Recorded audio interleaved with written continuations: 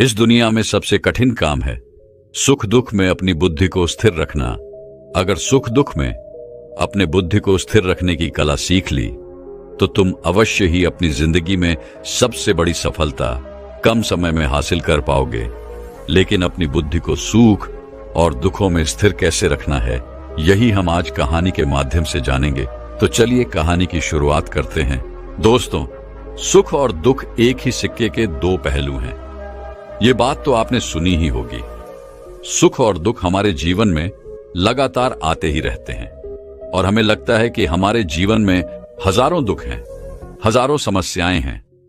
लेकिन अगर आप वास्तविक तौर पर देखें, अगर आप इस बात को अच्छी तरह से समझें, तो आप यह समझ पाएंगे कि हमारे जीवन में केवल एक ही दुख होता है। और वह दुख क्या है, वह हम इस कहानी के माध्यम से जानेंगे। और उस दुख का निवारण, उस दुख का समाधान क्या है, वह भी हम इस कहानी में ही जानेंगे। तो इस कहानी के अंत तक जरूर बने रहिएगा। बहुत समय पहले की बात है। एक गांव में एक व्यक्ति रहता था। उसका नाम सोनू था। वह बड़ा आलसी था और अपने जीवन से बहुत निराश था। और उसका कारण यह था कि उसने अब तक अपने जीवन में कुछ भी हासिल नहीं किया था। वह कुछ भी नहीं करता था। उसके घर वाले भी इस बात से बहुत परेशान रहते थे। वह चाहते थे कि वह बाहर जाकर कुछ अच्छा काम करे, कोई अच्छी नौकरी कर ले, लेकिन वह उनकी एक नहीं सुनता था। उसके घर वाले दूसरों का उदाहरण देकर उसे ताने मारते थे, उसे तरह तरह की बातें कहते थे, लेकिन उसे कोई फर्क नहीं पड़ता था। जबकि उसके सारे मित्र कामयाब हो चुके थे। कोई अच्छा व्यापार कर रहा था तो कोई अच्छी नौकरी कर रहा था, जिस कारण जब भी वो लोग मिलते तो वे लोग अपनी बढ़ चढ़कर बढ़ाई किया करते। लेकिन सोनू कुछ नहीं करता था, जिस कारण जब भी कोई उससे पूछता कि तुम क्या कर रहे हो, तो वह कुछ नहीं कह पाता। उसे ये कहने में बहुत शर्म महसूस होती थी कि वह कुछ नहीं करता। वह हमेशा सबसे केवल एक ही बात कहता था कि मैं कोशिश कर रहा हूं, लेकिन उसकी कोशिशों का कोई भी फल किसी को नजर नहीं आ रहा था। देखते ही देखते अब ऐसा समय आ चुका था कि सोनू सभी से मुंह छिपाता फिरता, ताकि कोई उससे यह ना पूछ ले कि तुम क्या करते हो, जिस कारण वह कभी किसी के सामने भी नहीं आता था। धीरे धीरे उसका मन दुखी होने लगा था। वह बहुत निराश रहने लगा था। उसे अब ऐसा प्रतीत होता था मानो वह इस धरती पर बोझ है, जिस कारण वह अपने आप को बहुत अकेला महसूस करता, बहुत तन्हा महसूस करता। एक दिन तो उसके मन में यह भी विचार उत्पन्न होने लगे कि मेरे हाथों में कुछ नहीं है तो मैं क्या कर सकता हूं। अकेले बैठकर वह रोता रहा और भगवान को दोष देता रहा। एक दिन छिप छिप कर घर से निकलकर कहीं जा रहा था। तभी उसने रास्ते में देखा कि एक बौद्ध भिक्षु लोगों को प्रवचन दे रहे हैं और प्रवचन में वह दुख की बातें कर रहे हैं। सोनू कुछ देर के लिए अपना मुंह छुपाकर वहीं पर खड़ा हो गया, ताकि उसे कोई देख ना ले, और चुपचाप वह उन बौद्ध भिक्षु की बातें सुन रहा था। वह बौद्ध भिक्षु सभी को प्रवचन में कह रहे थे कि दुख हमारा सबसे बड़ा साथी है। हमें दुख अपने जीवन के बारे में समझाता है और हमें सही जीने का तरीका बताता है। यह हमारे गुरु की तरह है, जिससे हमें सीखना चाहिए। आप चाहें तो अपने जीवन में अपने दुखों को अपना गुरु बना सकते हैं और उससे सीख सकते हैं, या फिर आप चाहें तो अपने दुखों पर बैठकर रो सकते हैं। लेकिन इससे आपको कोई लाभ नहीं मिलेगा, बल्कि आप दिन ब दिन और कमजोर होते जाएंगे, निराश होते जाएंगे। सोनू छुप छुप कर उन बौद्ध भिक्षु की ये सारी बातें सुन रहा था। जैसे ही उपदेश खत्म हुआ, वह उन बौद्ध भिक्षु के पास पहुंचा।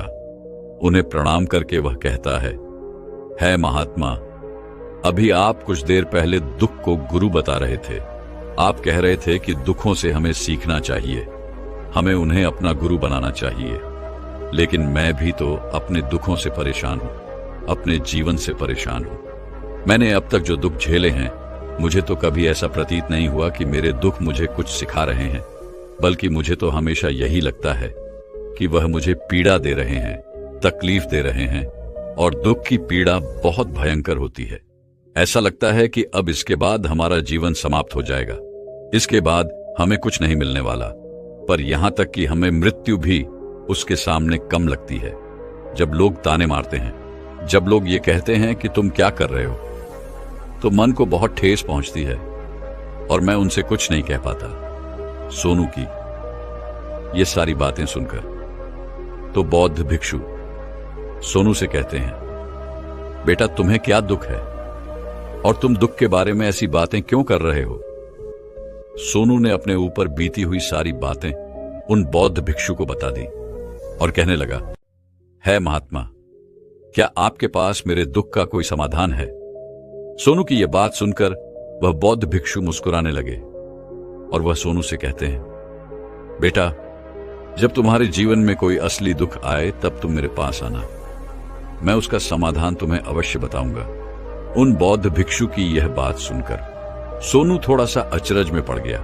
उसे यह समझ नहीं आ रहा था कि क्या उसने अब तक जो दुख झेले हैं वह असली दुख नहीं है।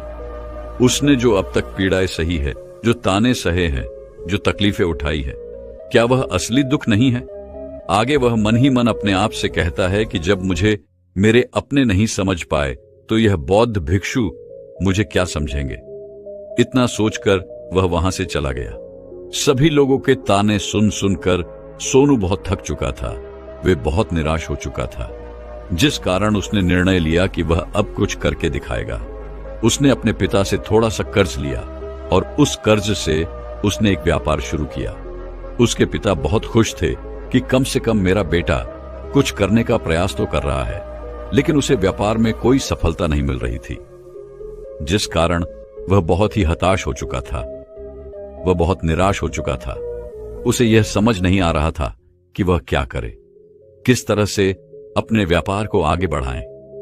तभी उसके पिता ने उससे कहा, बेटा कोई बात नहीं, इसी तरह से प्रयास करते रहो, आज नहीं तो कल सफलता अवश्य मिलेगी। सोनू ने अपने पिता की बात मानी और अपने व्यापार में और भी कड़ी मेहनत करने लगा। धीरे धीरे उसे सफलता मिलने लगी और फिर उसने रफ्तार पकड़ ली। देखते ही देखते केवल 3 सालों के अंदर वह एक बहुत बड़ा व्यापारी बन गया। अब उसके पास धन दौलत की कोई कमी नहीं थी। लोग जो उससे पहले नापसंद किया करते थे, अब उसे पसंद करते थे, उसकी चिंता करते थे, उसके कार्यों की सराहना करते थे। उसके माता पिता भी अब अपने बेटे से बहुत खुश थे और उसकी सफलता से वह अत्यंत प्रसन्न थे। धीरे धीरे सोनू के मित्रों की संख्या लगातार बढ़ती जा रही थी।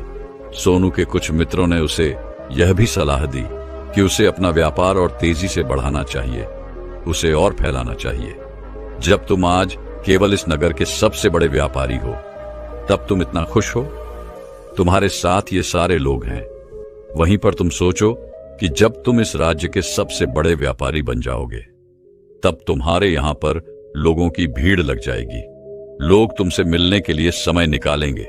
यहां तक कि इस राज्य का राजा भी तुमसे मिलना चाहेगा, तुम्हारी तारीफ करेगा, और यदि कभी ऐसी जरूरत आन पड़ी तो वह तुमसे धन भी उधार लेने के लिए अवश्य आएगा। सोनू को अपने दोस्तों की यह बात बहुत पसंद आई। सोनू ने सोचा कि मेरे मित्र सही कह रहे हैं, मुझे अपने व्यापार को और बड़ा करना चाहिए और फैलाना चाहिए, तभी तो हर कोई मेरे बारे में जान सकेगा, हर कोई मुझे पहचानेगा। उसने बिना देरी किए, अपने समय को बिना करवाएं, अपने व्यापार में और मेहनत करने लगा। लेकिन अब की बार उसके मन में धैर्य नहीं था, जिस कारण उसने कुछ अनुचित कदम उठाए ताकि उसका व्यापार जल्दी से जल्दी और बड़ा हो जाए। उसने कई लोगों से अधिक मात्रा में धन उधार ले लिया, जिससे उसके ऊपर अब काफी आरण हो चुका था। और इतना ही नहीं, वो यहां पर नहीं रुका, उसने अधिक से अधिक मुनाफा कमाने के चक्कर में अपने माल की गुणवत्ता को भी खराब कर दिया, जिससे अब उसके माल में वह बात नहीं रह गई थी जो पहले हुआ करती थी। लेकिन वह अपने मित्रों की बात सुनता रहा, जैसा उसके मित्र कहते थे वह वैसा ही करता चला जा रहा था। यहां तक कि उसने अपने व्यापार को और भी तीव्रता से बढ़ाने के लिए अपने दूसरे छोटे व्यापारियों के खिलाफ षड्यंत्र भी रचना शुरू कर दिए, जिस कारण उसके मन में अब पहले जैसा वह सुकून नहीं था। उसे अब रातों को नींद नहीं आती थी। वे केवल एक ही विचार में लगा रहता था कि किस तरह से उसका व्यापार पूरे राज्य में फैल जाए और वह इस राज्य का सबसे बड़ा व्यापारी बन जाए, जिस कारण दिन रात वो केवल इसी मेहनत में लगा रहता कि उसका व्यापार जल्दी से जल्दी और बड़ा हो जाए। हालांकि उसके पास अब सब कुछ था, धन, दौलत, अच्छा घर, गाड़ियां, नौकर चाकर, सभी सुख सुविधाएं। लेकिन उसके बावजूद भी वह उन चीजों का लाभ नहीं उठा पा रहा था, क्योंकि उसका पूरा ध्यान केवल अपने व्यापार को और उन्नति पर ले जाना था। एक दिन सोनू अपने रथ पर बैठकर एक मार्ग से होकर गुजर रहा था। तभी रास्ते में उन्हें गुरुवर का आश्रम पड़ा। यह देखकर वह उन बौद्ध भिक्षु के पास गया और उन बौद्ध भिक्षु से कहने लगा, है महात्मा, आपने कहा था कि जब मेरे जीवन में कोई असली दुख आए तब मैं आपके पास आऊं। इस कारण मैं यहां पर आया हूं। आज मैं असली दुखी हूं। मैं रातों को सो नहीं पाता। मेरे पास सब कुछ होते हुए भी मैं उनका लुत्फ नहीं उठा पाता। उसने अपनी सारी बातें एक एक करके उन बौद्ध भिक्षु को बता दी। तभी वो बौद्ध भिक्षु सोनू से कहते हैं, बेटा, जब तुम पहली बार आए थे तब भी तुम बहुत दुखी थे, लेकिन तब तुमने अपने दुख से क्या सीखा था? इसके जवाब में सोनू उन बौद्ध भिक्षु से कहता है महात्मा, जब मैं अपने जीवन में कुछ नहीं कर पा रहा था तब मैंने अपने दुखों से यह सीखा था कि केवल सोचने मात्र से कुछ नहीं होगा, उसके लिए हमें कुछ करना भी पड़ेगा। और केवल कोई कर्म करना ही हमें सफल नहीं बनाता, बल्कि उस कर्म को उसके अंजाम तक पहुंचाना हमें सफल बनाता है। फिर चाहे रास्ता कैसा भी हो, फिर चाहे परिस्थितियां कैसी भी क्यों ना हो, फिर चाहे कितनी ही बाधाएं आपके रास्ते में क्यों ना आ जाएं, चाहे ऐसा क्यों ना लगने लगे कि अब आपके जीवन में कुछ नहीं बचा और आप कुछ नहीं कर सकते, तब भी हौसला बनाए रखो, उम्मीद ना छोड़ो और अपने कार्य पर डटे रहो। यह सोचकर कि जब तक मैं अपने कार्य को सफल नहीं कर लेता, जब तक मैं अपने लक्ष्य तक नहीं पहुंच जाता, तब तक मैं इस कार्य को करता रहूंगा। मैं इस कार्य में अवश्य सफल होकर ही रहूंगा। जबकि बाकी लोग केवल सफल लोगों को महत्वता देते हैं, उनके कर्मों को नहीं। सोनू की ये सारी बातें सुनकर वह बौद्ध भिक्षु मुस्कुराने लगे और सोनू से कहते हैं, बेटा, जब तुम्हारे जीवन में असली दुख आए तब तुम मेरे पास आना, मैं तुम्हारी समस्या का समाधान अवश्य करूंगा। इतना कहकर वह बौद्ध भिक्षु वहां से उठकर चले गए। सोनू एक बार फिर से उनकी यह बातें सुनकर आश्चर्यचकित रह गया। उसे अब यह समझ नहीं आ रहा था कि क्या उसने जो दुख देखा है, उसने जो तकलीफें अब तक सही हैं, क्या वह असली दुख नहीं है? उसके मन में अब एक सवाल उत्पन्न होने लगा कि आखिर असली दुख क्या है और इसकी पहचान क्या है, और मुझे कैसे पता चलेगा कि इस समय में असली दुख में हूं। लेकिन उसने कुछ नहीं कहा। वह यह सब सोच ही रहा था कि तभी वह बौद्ध भिक्षु सोनू के पास एक बड़ा सा घड़ा लेकर पहुंच जाते हैं। उस घड़ी के अंदर सोने के सिक्के थे। उस घड़ी को देते हुए वह बौद्ध भिक्षु सोनू से कहते हैं, बेटा, तुम इसे उस पेड़ के नीचे दबा दो, क्योंकि यह मेरे किसी काम का नहीं है। जब मुझे इसकी जरूरत पड़ेगी तब मैं वहां से खोद कर इसे निकाल लूंगा, लेकिन अभी के लिए इसे वहां पर मिट्टी के नीचे दबा दो। सोनू ने उन बौद्ध भिक्षु की बात मान ली और वह घड़ा उस पेड़ के नीचे जाकर मिट्टी में दबा दिया। इतना करके वह उन गुरुवर को प्रणाम करता है और वहां से वापस अपने घर की ओर लौट जाता है। धीरे धीरे समय बीतता गया। समय के साथ साथ सोनू व्यापार में और भी ज्यादा उन्नति कर चुका था, लेकिन माल की गुणवत्ता अच्छी न होने के कारण अब उसके व्यापार में घाटा होने लगा। और धीरे धीरे ऐसा समय आया कि उसका व्यापार पूरी तरह से चौपट हो गया। अब उसके पास कुछ नहीं बचा था, बल्कि उसने जो कर्जे लिए थे वो कर्जे भी अब उसे चुकाने थे। लेकिन वह तो यह सोचकर निश्चित था कि उसने जो कुछ भी कर्जे लिए हैं वो कर्जे उसने अपने मित्रों से लिए हैं, जिस कारण वो उन्हें लौटाने में थोड़ी देर अवश्य कर सकता है। वह तो यह सोच रहा था कि उसके मित्र उसका बुरे समय पर साथ देंगे, लेकिन सबसे पहले उसके मित्र ही उससे अपना कर्ज वापस लौटाने की मांग करने लगे। तब सोनू को एहसास हुआ कि कोई भी अपना नहीं है। उसने अपने मित्रों से उस कर्ज को लौटाने के लिए थोड़ी सी मोहलत मांगी, लेकिन सोनू के किसी भी मित्र ने उसे कर्ज लौटाने के लिए वह मोहलत नहीं दी, बल्कि वे लोग उसे जान से मारने की धमकी देने लगे। अपने मित्रों के मुख से यह सब सुनकर सोनू बहुत ही आश्चर्यचकित रह गया। वो जो कुछ सोच रहा था सब कुछ उल्टा पड़ गया।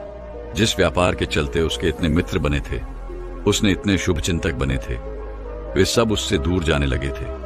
हर कोई उससे पीछा छुड़ाना चाहता था, कोई भी उसका साथ नहीं देना चाहता था।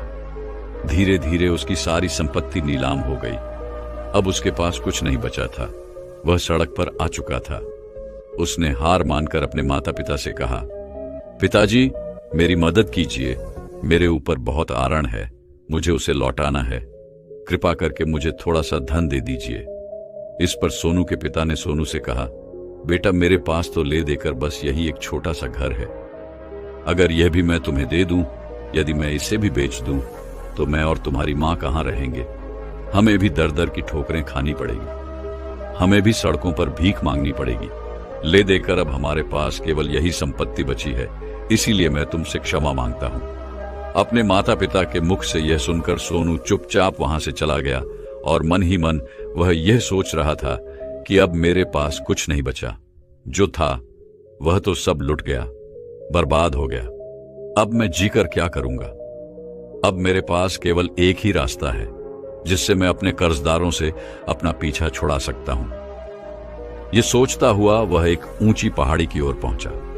वह पहाड़ी पर चढ़ता ही जा रहा था कि तभी उसे याद आया कि उन बौद्ध भिक्षु ने कहा था कि जब तुम पर असली दुख आए तभी तुम मेरे पास आना, मैं तुम्हारी समस्या का समाधान अवश्य करूंगा।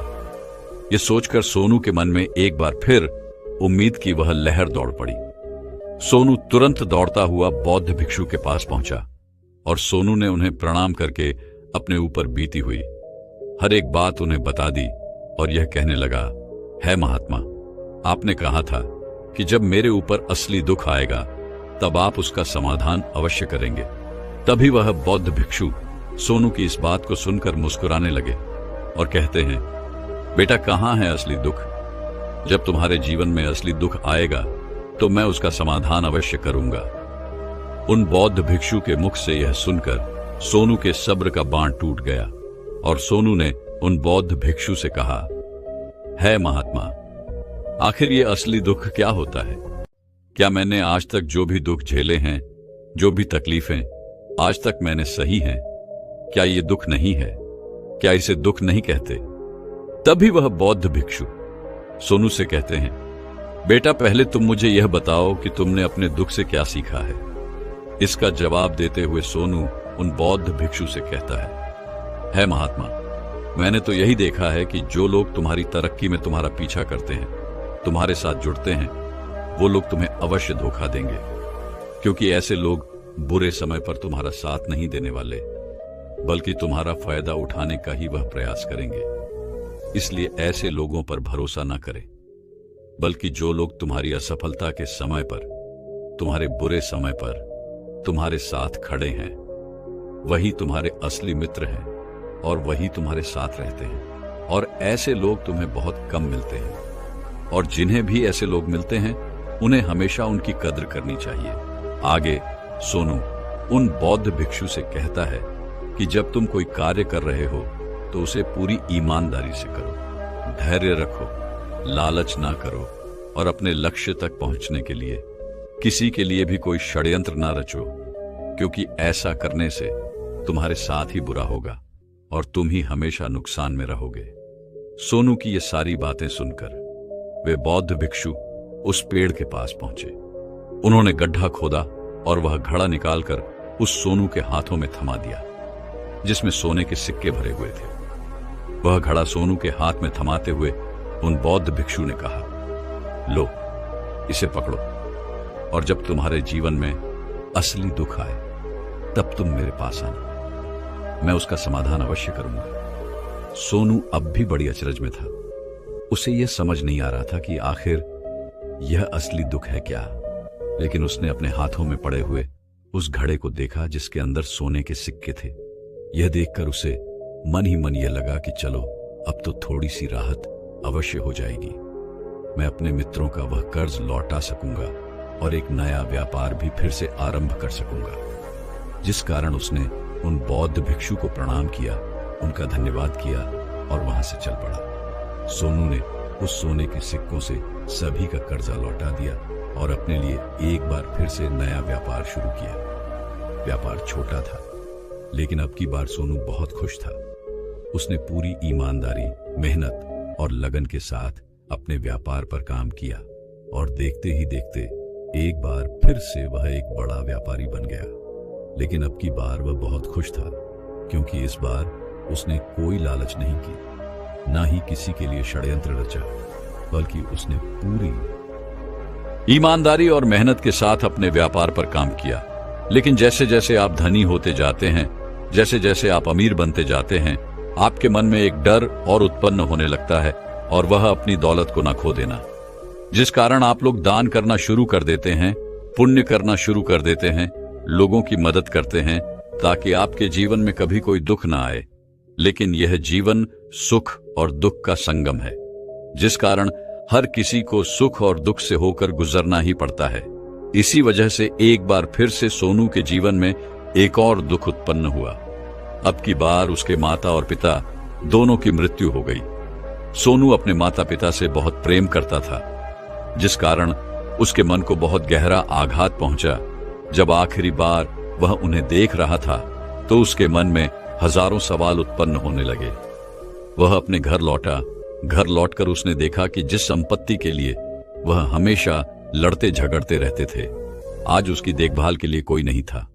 उसके माता पिता ने जो भी मेहनत की, जो भी अपने जीवन में इकट्ठा किया, वह सब यही रह गया। लेकिन अब सब कुछ खत्म हो चुका था और सोनू का मन अब बहुत बेचैन हो रहा था। उसके मन में हजारों सवाल उत्पन्न हो रहे थे और वह अपने आप को बहुत अकेला महसूस कर रहा था। उसे बहुत खाली सा महसूस हो रहा था। उसने इधर उधर देखा, लेकिन उसे कुछ समझ नहीं आया। तभी उसे उन बौद्ध भिक्षुक की याद आई। वह तुरंत ही भागा उन बौद्ध भिक्षुक पास पहुंचा। उसे देखते ही उन बौद्ध भिक्षु ने सोनू से सवाल किया और कहा, क्या बात है बेटा, क्या कोई फिर से दुकान पड़ा है? तभी सोनू ने कहा, नहीं गुरुदेव, अब तो सब ठीक है, लेकिन आज मेरे माता पिता की मृत्यु हो गई और मैं बहुत अकेला महसूस कर रहा हूं। मैं बहुत दुखी महसूस कर रहा हूं, जैसे कुछ खाली सा, जैसे कुछ अकेलापन सा। तभी वह बौद्ध भिक्षु उस सोनू से कहते हैं, बेटा, इसमें दुखी होने वाली बात क्या है? यह तो जीवन है। एक दिन तो सभी को जाना है। यहां पर कोई भी रहने नहीं आया और ना ही कोई रहेगा। हम सब एक ना एक दिन मृत्यु को प्राप्त हो ही जाएंगे, और मृत्यु कब आएगी यह किसी को नहीं पता। हो सकता है कि तुम्हारी मृत्यु कल ही हो जाए, या फिर आज और अभी। यह सुनकर सोनू आश्चर्यचकित रह गया। उसने उन बौद्ध भिक्षु से कहा, है महाराज, आप यह क्या कह रहे हैं? मैं तो अभी जवान हूं और मुझे तो अभी अपनी पूरी उम्र जीनी है। मैं तो जीना चाहता हूं, कुछ करना चाहता हूं, और आप कह रहे हैं कि मैं कभी भी मृत्यु को प्राप्त हो सकता हूं। इस पर वह बौद्ध भिक्षु सोनू से कहते हैं, भंते, इस भ्रम में मत रहना कि मृत्यु केवल बूढ़ों को आती है। बूढ़ों के सामने तो उनके जवान बच्चे तक मर जाते हैं। मृत्यु कभी किसी की उम्र देखकर नहीं आती और ना ही किसी को बताकर आती है। उन बौद्ध भिक्षु के मुख से ये सारी बातें सुनकर सोनू और भी ज्यादा बेचैन हो गया और वह चुपचाप वहां से चला गया। उसके मन का वह खालीपन अब भी वैसे ही था। वह अभी भी अपने आप को बहुत अकेला महसूस कर रहा था। उसके बाद से उसका मन अपने व्यापार में भी नहीं लगता। बाकी अगर आपको ये वीडियो दिल से अच्छी लगी हो तो उसके मन में इस वीडियो को लाइक करते लगते, और आपने अब तक इस चैनल को सब्सक्राइब न किया हो तो चैनल को सब्सक्राइब भी जरूर कर देना। उसके मन में अब एक और प्रश्न उत्पन्न होने लगा था, क्या हम यहाँ पर केवल इसलिए आते हैं कि इस जीवन को भोगे और एक दिन मृत्यु को प्राप्त हो जाए? वह यह समझ नहीं पा रहा था कि जीवन का असली मतलब क्या है। उसने कई विद्वानों से पूछा, अपनी तरफ से जो मुमकिन हो सकता था खोजबीन की, लेकिन उसे कोई भी जवाब नहीं मिल पा रहा था। और जब उसे कोई जवाब नहीं मिला तो उसका दुख और भी बढ़ गया, जिस कारण उसके मन की बेचैनी और भी बढ़ चुकी थी। और अब उसे यह समझ नहीं आ रहा था कि वह क्या करे, कहां जाए, किससे पूछे। तभी उसे फिर से उन बौद्ध भिक्षु की याद आई। वह एक बार फिर से उन बौद्ध भिक्षु के पास पहुंचा और उसने अपने मन की सारी बातें उन रूबरू उनको बता दी। तभी वह बौद्ध भिक्षु मुस्कुराने लगे और सोनू से कहते हैं, बेटा, आज पहली बार तुम्हारे जीवन में असली दुख उत्पन्न हुआ है। वास्तव में तो यही है जिसे हम दुख कह सकते हैं, जो दुख कहलाने लायक है कि हमें पता ही नहीं हम क्या कर रहे हैं, कहां जा रहे हैं, क्यों जा रहे हैं, वह कौन है, क्या है, क्यों है, हम क्या करना चाहते हैं। तभी सोनू ने कहा, है महात्मा, मेरे इस दुख का समाधान कीजिए, मुझे इस दुख का निवारण दीजिए। तभी वह बौद्ध भिक्षु सोनू से कहते हैं, भंते, हम मनुष्य अपने जीवन भर केवल सब कुछ इकट्ठा करने में लगे रहते हैं, फिर चाहे वो संपत्ति हो, मान सम्मान हो, परिवार, प्रेम, मित्र, शत्रु, मान, प्रतिष्ठा, इन सब के पीछे हम अपना पूरा जीवन लगा देते हैं। लेकिन हम ये भूल जाते हैं कि इनमें से कोई भी चीज हमारे साथ नहीं जाने वाली। तभी सोनू ने कहा, है महात्मा, आप सही कहते हैं। मेरे माता पिता की मृत्यु के बाद उनका सब कुछ यहीं पर रह गया। वह अपने साथ कुछ भी ना ले जा सके, उनका सब कुछ यही छूट गया। तभी वह बौद्ध भिक्षु मुस्कुराने लगे और सोनू से कहते हैं, भंते, जो कुछ भी मैं तुमसे कह रहा हूं, इसे ध्यान से समझने का प्रयास करना कि हम इस दुनिया में जो कुछ भी इकट्ठा करते हैं उसे हम कभी भी इकट्ठा करते ही नहीं। सभी चीजों को देखते हैं, लेकिन वास्तविकता में हमें जिस चीज को इकट्ठा करना चाहिए उसकी तरफ हमारा ध्यान ही नहीं जाता, और वह है हम खुद, ताकि जब तक हमारा अंतिम समय आए तब तक हम अपने आप को समझ सकें, पहचान सकें।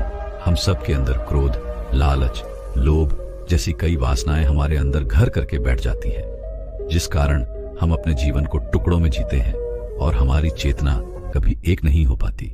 हम कभी एक जगह सोच नहीं पाते, समझ नहीं पाते, और हमारी ऊर्जा शक्ति भी पूरी तरह से छिन्न भिन्न हो जाती है। और आजकल के इस दौर में हमारे पास तो इतना भी समय नहीं कि हम एक पल निकाल करके एक पल के लिए मुड़कर अपने आप को देख सके, अपने आप को समझ सके।